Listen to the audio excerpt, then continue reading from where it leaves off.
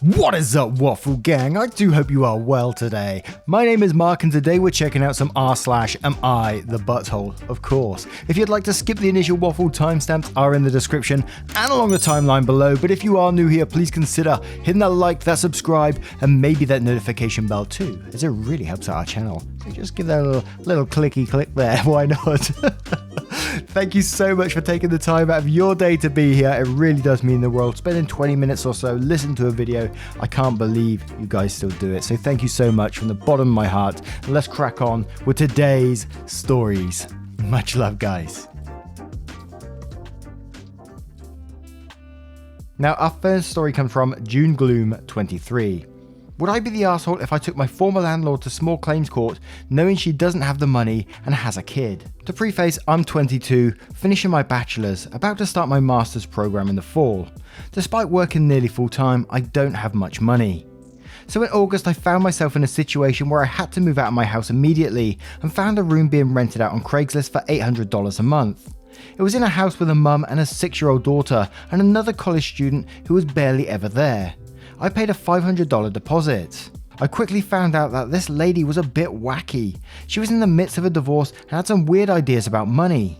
She told me many times that she hated working and wanted to get as much child support as she could, even if it meant that her ex would never see the kid.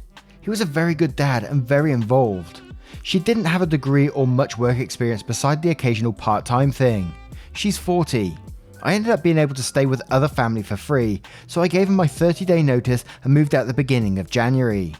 She said she was going to deduct a $50 cleaning fee, but the rest of my deposit was good. When I was packing though, I heard her talking to a friend in the other room, saying I was gullible and she was thinking about not returning it. I texted her in February, a month after I moved out, and she said she didn't have it, but she would get it to me ASAP. I texted again 2 days ago and she didn't even reply. I know she doesn't have it, but I have things that I need money for, plus I left the place spotless. I'm seriously thinking about small claims court, but I feel bad because I know she has a kid, and her kid is awesome, so I wouldn't want it to affect the kid. In California, if the deposit was retained in bad faith, I'm entitled up to 3 times the value of the deposit, so I'm thinking of threatening that. I don't like being put in this position at all. I think the last sentence said it all in saying that I don't like being put in this position at all, which, yes, she put you in this position, as you said, and if you say what was true, the place was spotless, so she owes you that deposit, and you heard her yourself saying that you're gullible and you're not going to do anything about it, so I think you're absolutely in the right to do this. You're not doing this to the kid, she's doing it to the kid, she should be giving you that money back. If she's being an irresponsible landlord, that's on her, I'm afraid, and she will need to learn a lesson from this. And My Merry Moose says not the arsehole, being a mother does not excuse her behaviour. In fact, she should know that her actions not only affects her, they affect her child. She may need this wake-up call to become a more responsible landlord. And GW says not the arsehole, tell her exactly that. She refunds your deposit or defend herself in court for 3 times the amount. And aka Me Kitty says, and replies to this saying, came to say this, lots of places, at least in the US, allow the tenant to sue for treble damages if the landlord doesn't return their deposit on time. If OP is in one of those states, she's entitled to 3 times the security deposit, and while suing for that when you know someone can't afford it, maybe a bit of a dick move, the former landlord would 100% deserve having that done to her. A word of caution though, all small claims court does is issue a judgment. OP would still be the one who has to collect the money, which may be difficult if the former landlord has no money. And Comfortable Zebra says not the arsehole, she spent it when she should have put it into a savings account. Tell her straight up if you have to go to court, you're claiming the legal amount. Give her a deadline and stick to it or you're never going to get it back. Her problems are not yours, she will figure it out. And Banff says not the arsehole, if she can't afford to keep her obligations, she should not be in business. Her personal financial problems are just that, her problems. You have financial problems of your own and do not deserve to be swindled by this woman. Besides, the whole keeping the security deposit is a scam run by landlords forever. And now I turn this one to you guys. What would you do in this situation? Would you have empathy towards the child, or would you say no, it is not your problem and sue for the amount or 3 times? Let me know your thoughts in the comments below. And our next story is from Adventurous Use. Am I the arsehole for changing my son's school so he wouldn't have to shoulder the weight of helping his stepbrother? Ex 40 male and I 31 female, have a son who is 11. Ex cheated on me with his current wife 3 years ago. Ex's wife has a son, Daniel, who is the same age as my son. The first 2 years were rough. Daniel's home was ripped apart too and lashed out at my son because of it. He bullied him for a solid 2 years, made his life a living hell to the point where school called us in at various times and there was tension between all of us. Because I requested my son be more protected and I told my ex he needed to do a better job of protecting our son and not let him suffer because he decided to cheat with a married woman. My ex took me to court then because I requested at one of these meetings that my son and Daniel be separated in school, and my ex wanted to sever my education decision abilities because he said I was using the cheating to get what I wanted and to create more distance between the new brothers. The judge did not like hearing what he did, but it was my ex's actions he didn't like. From defending having them in the same class despite the bullying being to the level it was, to saying I shouldn't get a say in the decision, to admitting he left his wife to attend meetings on his behalf at times, and then digging his heels in with the judge. The judge gave me full educational decision making, where I only need to notify X of any change. After the whole bullying ordeal was over, they decided my son needed to help Daniel with schoolwork because Daniel was struggling in school. This is included in and out of school and taking up lunchtime if Daniel needed it.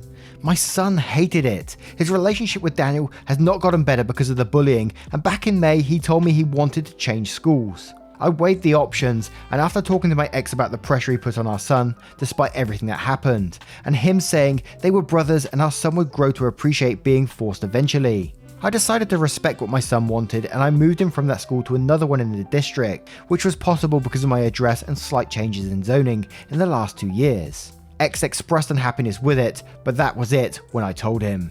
And then our son didn't need to help Daniel as much, until after Christmas when both boys were doing school virtually, and they asked our son to help Daniel, and one time in an exchange with his dad about it, our son said he thought moving schools would stop him being forced to help Daniel.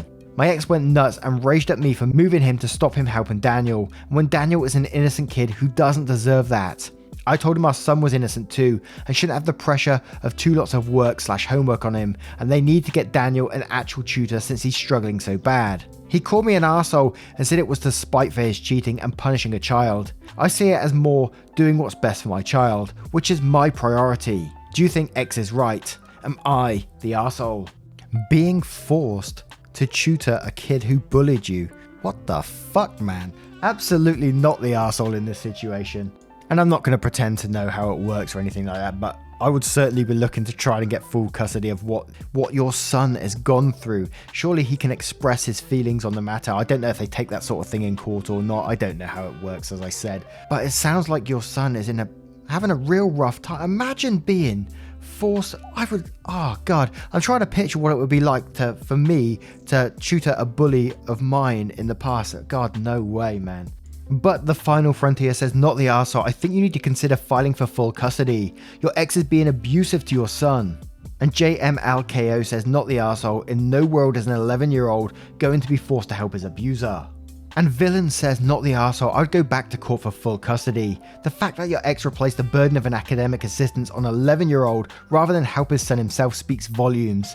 I am a certified teacher with a master's and over a decade of experience. Move your son to a different school. In all honesty, I would temporarily refuse to allow my son to be forced to be near that child. Mental health is incredibly fragile at your son's age. Your child cannot continue to bear a burden that he shouldn't have been saddled with in the first place. Furthermore, your son will begin to experience detrimental effects of bullying, neglect from his father, academic pressures, etc. Unacceptable when it could all be avoided. Best of luck to you and your family. You are a good mum. And UA says, not the arsehole. What Daniel doesn't deserve is free tutoring from a kid he bullied for 2 years. Your ex needs a reality check. And Trick says, not the arsehole. Please try filing for full custody. Your son is miserable and his childhood is being ruined. If you still don't get full custody, I hope your son will be old enough soon to be allowed to change custody agreement himself. Now I turn this one to you guys. What do you guys think of this situation? And can OP file for full custody, and what are the chances of it? As I said, I don't know, so I'm always interested in this type of thing. Do you think that the mum will get full access to the child knowing what's going on in the background? Or is it not that simple? Let me know your thoughts in the comments below. And our next story is from Nanny Co-Parents. Am I the arsehole for saying I co-parent with the nanny in front of my ex-husband and his family? My ex-husband and I have been separated for a year and will more than likely be starting the divorce process any day now. Ever since we split up, my ex has hired a nanny to help him with childcare of our 2 kids during this time. The nanny usually does pickups and drop-offs.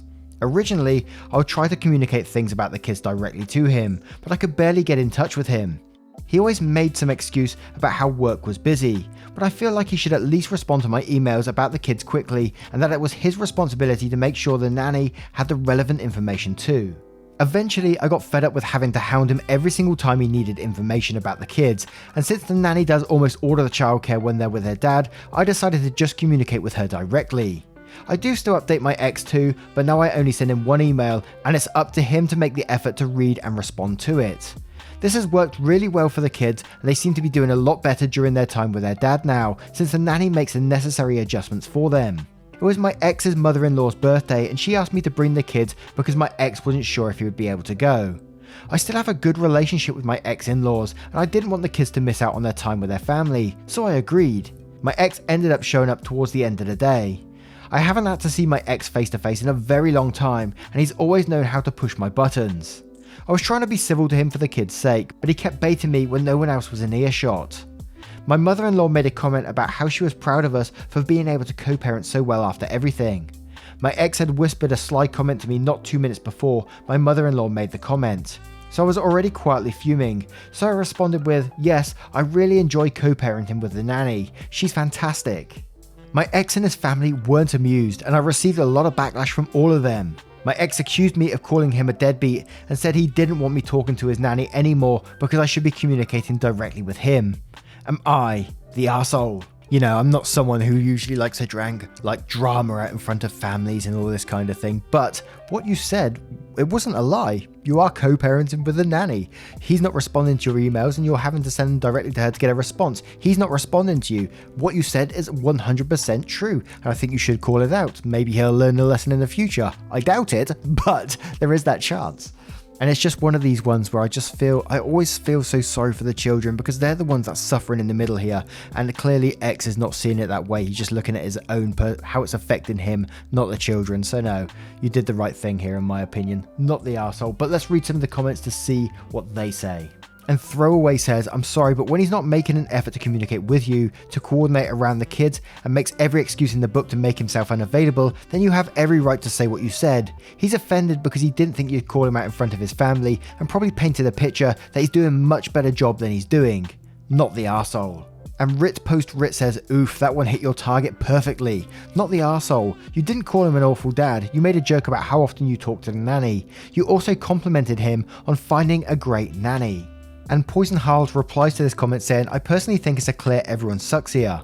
The ex sucks point blank, no arguments there. He should be a present father and he should already be the one handling the communication with OP, not the nanny. It's ridiculous that he is only now saying he's going to step up. OP kind of sucks for dragging the ex's in-laws into something that didn't involve them, but I'd mostly give that a pass since she said the ex was purposely baiting her behind the scenes. Mostly though, I think OP was the arsehole to herself. Yes, it's a crappy co-parenting situation as far as the ex goes, but OP admitted herself that's actually been working great for the kids, plus she also stated it's been less stress for her overall. This one comment has, at least temporarily, caused all of that to come crashing down.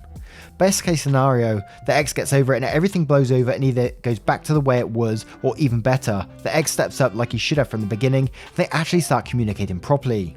Worst case scenario, the ex stays pissed and vindictive about what went down and fires the current nanny out of pettiness, since she obviously has built a good relationship with OP, then hires someone new that he can train to not work with OP at all. ETA, I don't blame OP at all. Knowing myself, I would have said the exact same thing.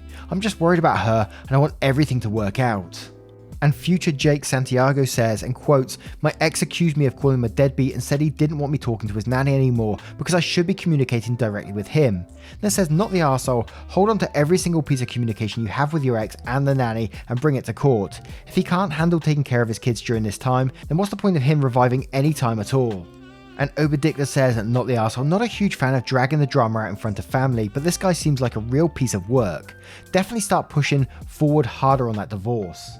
And finally, a false explanation says, not the arsehole, truth hurts. If he didn't want to look bad in front of others, he shouldn't act in a manner that makes him look bad.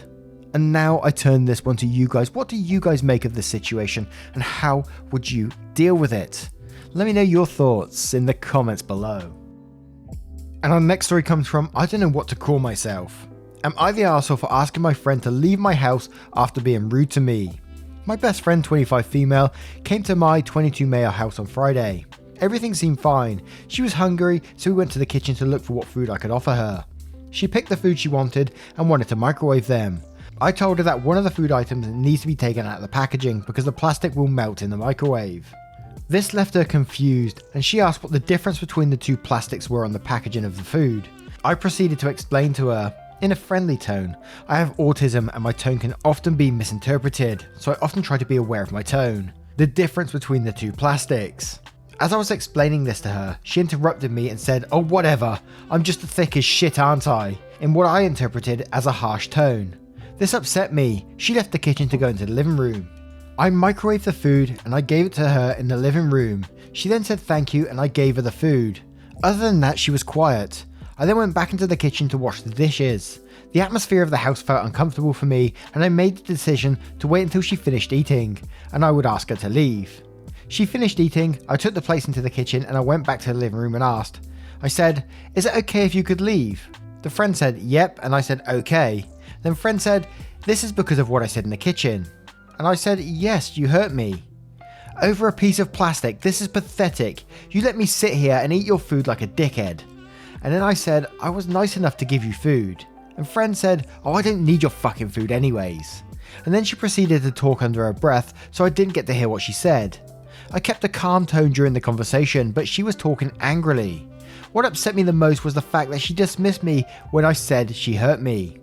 I haven't heard from her since Friday. I'm not expecting an apology or anything like that. If I said something in a rude way, I'd want her to tell me and I'd take that on board. I didn't have any malicious intent with anything I was saying. I have messaged her today just asking if I could talk to her, and if she wishes to not have me in her life, I'll respect that. If that's the case, I would like her to return some equipment I lent to her. The equipment is worth 600 plus. As of now, I haven't had a response. Am I the arsehole? And we're going to start straight away with a little floofy on this one, saying for this one, I'll go with a slight everyone sucks here. Let me explain why.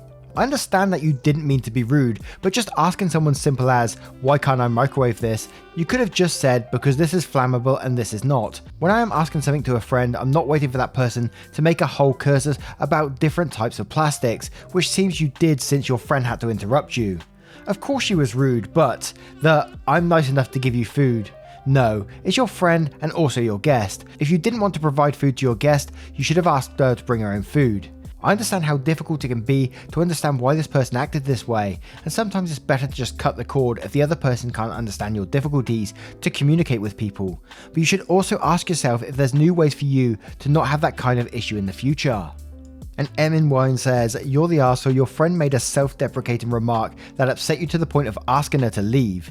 I'd understand if she made a remark about you being thick or dense. Yeah, that's rude, but she was talking about herself. It sounds like she was confused and made that remark because she didn't want to listen to your explanation for whatever reason. Maybe your tone, maybe it felt patronizing or like mansplaining. Who knows? We don't know because you kicked her out instead of asking her about it." And Poker Not says, "You're the arsehole. So first you go into a long explanation about plastic, which she literally had to cut you off to make you stop, lol. Then you kick her out while acting like you're doing a huge favor her by giving her food. And then you tell her the friendship is over, that she has to give you back all the equipment. Didn't really sound like you valued the friendship in the first place." And Pyramid of Polite says, "You're the arsehole. One self-deprecating comment and you kick them out. That's shockingly little leeway you give your friends. Sometimes being friends with someone means that communication isn't always perfect or tempers flare up. But this person didn't insult or attack you in any way. At worst, they just had a rude tone. Sorry, but based on your info you've given us, this was your overreaction." And Alice Delight says, "You're the arsehole. Yes, your tone can impact communication, but what you think is a kind tone can be a condescending tone. Also, the content of what you're saying is important. She didn't need a lecture on flammable plastics. That one isn't microwave safe, or the instructions say to remove it would suffice. Also, it's not appropriate to silently stew on your emotions. Sometimes I snap at my best friend when a simple comment results in a long-winded lecture because I don't want or need to hear it. If it upsets him, we talk about it. We don't let the exchange fester and then kick the other person out." And one more from Detective Longlegs saying, not the arsehole, does she do this often? Not knowing what plastic can be in the microwave seems like a silly thing to get upset over in my opinion. You deserve friendships where you aren't always walking on eggshells. And now I turn this one to you guys. What do you guys think of this situation? Did OP go overboard? Let me know your thoughts in the comments below. Now, once again, guys, thank you for being here today. I hope you did enjoy today's stories. And if you did, you know what to do. Hit the like, that subscribe, and maybe that notification bell too. And if you're feeling extra spicy today, you can join the channel by clicking that join button down below for YouTube or clicking the link in the description for Patreon and joining up there. It's hugely helpful to the channel, keeps me going in case anything does happen with YouTube. You know what they're like. But no pressure to do so. Thank you so much, and I will see you in the next one. Take care, guys. Much love.